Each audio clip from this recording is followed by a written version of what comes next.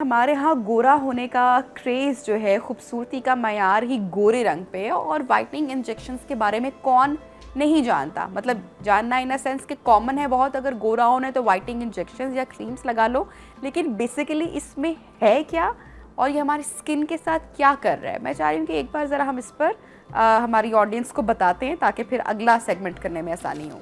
For sure आपने बिल्कुल सही बोला कि जो भी चीज़ इंटरनेट पे आ जाती है या मोहल्ले में किसी आंटी ने बता दिया कि जी ये चीज़ जो है बहुत इन है, तो हम सब लोग विदाउट एनी रिसर्च उसके पीछे जो है वो चल पड़ते हैं। अब काफ़ी लोगों को ये पता है कि जी वाइटनिंग इंजेक्शन होते हैं, लग रहे हैं। अब आप यकीन करें, ना सिर्फ क्लिनिक्स पे, सैलॉन्स पे भी, और कुछ लोग तो ख़ुद से बाय करके किसी भी क्लिनिकल सेटअप पे जाके जो है ख़ुद से ही लगवा लेते हैं।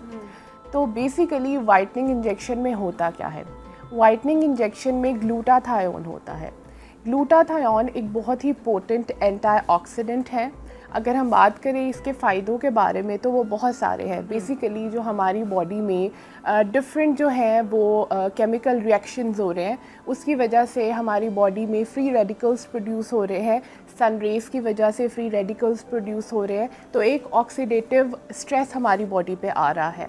अब उस ऑक्सीडेटिव स्ट्रेस को काउंटरएक्ट करता है ग्लूटाथायोन। ठीक। अगर हम बोले कि ग्लूटाथायोन अच्छा है बुरा है, glutathione is a wonder ingredient, but it's very important कि हमें ये पता हो कि अगर हम लगवा रहे हैं तो हमारी एक्सपेक्टेशन क्या है। सही। अगर हम बात करें कि ग्लूटाथायोन कैसे डिस्कवर हुआ था, तो बेसिकली जो कीमोथेरेपी हम कैंसर पेशेंट्स में करते हैं, इनिशियली उसको काउंटरएक्ट करने के लिए ग्लूटाथायोन उसके ऑक्सीडेटिव स्ट्रेस को फाइट करने के लिए लगवाया जाता था। तो एज अ साइड इफ़ेक्ट ये पता चला था कि वो जी हमारी स्किन टोन को भी थोड़ा सा लाइट करता है। करेक्ट। लेकिन अगर हम ये कहें कि ये हर बंदे की स्किन टोन लाइट कर देगा या हर बंदे की स्किन टोन 3, 4, 5 टाइम्स जो है वो लाइटर हो जाएगी, तो ये कहना गलत होगा। सही। Glutathione no doubt being an antioxidant आपके ब्राइटन करता है, आपको ग्लो देता है। It's a very good immunity booster. आपकी पोस्ट इन्फ्लामेटरी हाइपर पिगमेंटेशन जो कि एक्नी की वजह से हो जाती है, पोस्ट एक्नी स्कार्स होते हैं, फ्रेकल्स होते हैं, मेलास्मा होते हैं, उनमें उसका रोल है। एक्नी में इन अ वे के ऑक्सीडेटिव स्ट्रेस को कम करता है, एक्नी में भी उसका रोल है। लेकिन अब वो रोल किस वजह से होता है? वो एक एंजाइम होता है, उसको इनहिबिट करता है, जो कि हमारी स्किन का पिगमेंट फॉर्म करता है। तो वहाँ पे हम समझ सकते हैं कि ठीक है, इसका रोल है, अंडरस्टैंडेबल है। लेकिन अगर हम ये बात करें कि आपका कोई जेनेटिक टोन जो है वो चेंज हो जाएगा, तो ये कहना सही नहीं होगा। सही। ऑल्सो अगर हम ये भी बात करें कि हर बंदे पे इक्वली इफेक्ट करेगा, that's not right as well.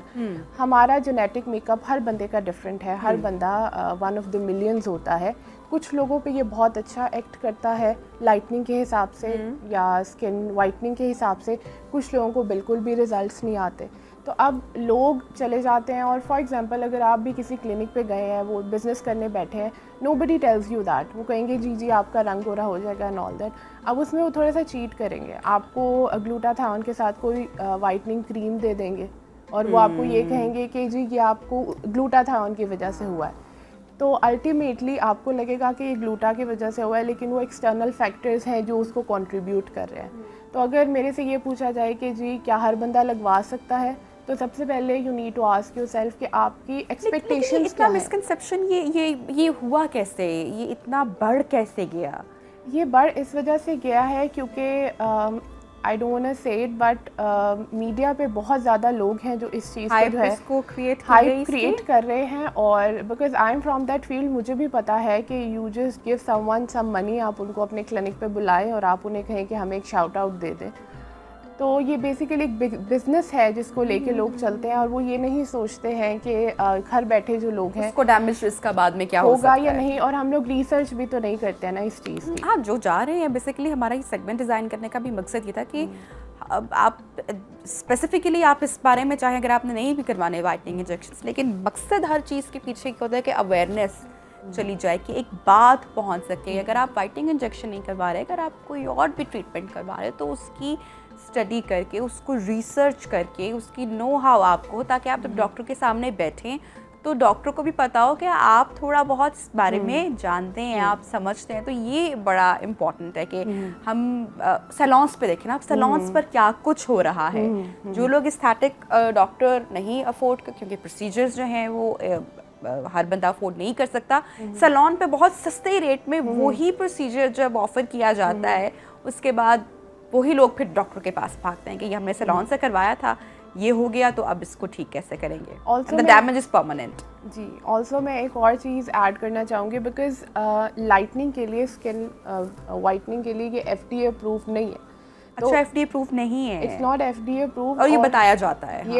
ये बताया जाता है, बताया तो बहुत कुछ जाता है। ये FDA अप्रूव भी नहीं है, फिर कोई एज सच इसकी कोई रेगुलेटरी बॉडी भी नहीं है कि फॉर एग्जांपल हम लोगों के लिए बहुत डिफ़िकल्ट हो जाता है अगर एक्वायर करें ये प्रोडक्ट, तो कौन सी जगह ऑथेंटिक है। देयर आर मल्टीपल कॉपीज़ के ऑथेंटिक प्रोडक्ट नहीं है, और सिंपली ऐसा होता है कि आपकी बॉडी में सिर्फ पानी जा रहा होता है और आपको पता ही नहीं होता। लेकिन अगर आप मेरे से पूछे कि how do I feel about glutathione, it's not a bad thing, it's a good compound, it's a wonder compound, but आपकी एक्सपेक्टेशंस जो हैं वो क्या है, ये बहुत ज़्यादा डिपेंड करता है। अगर मेरे पास पेशेंट आते हैं तो मैं पहले उसे सारा एक्सप्लेन करती हूँ। नंबर 1, ज़रूरी नहीं है कि आपका स्किन टोन लाइटन हो, लेकिन अगर आप इम्यूनिटी बूस्ट चाहते हैं, अगर आप एक ब्राइटन ग्लो चाहते हैं, तो वो आपको डेफिनेटली मिलेगा। प्लस ये है कि not every one is a candidate for glutathione IV injection. उससे पहले हमें कुछ आपके टेस्टिंग करानी होती है, क्योंकि अल्टीमेटली कोई भी चीज़ बॉडी में जा रही है वो या लीवर के थ्रू एक्सक्रीट आउट होगी या वो किडनी के थ्रू एक्सक्रीट आउट होगी। अब उससे पहले हमें उनकी फंक्शनिंग जानना भी बहुत ज़्यादा ज़रूरी है। तो हम कुछ प्री प्रोसीजर टेस्ट करवाते हैं, फिर प्री प्रोसीजर टेस्ट, फिर down the lane during the treatment भी हम टेस्टिंग करवाते हैं।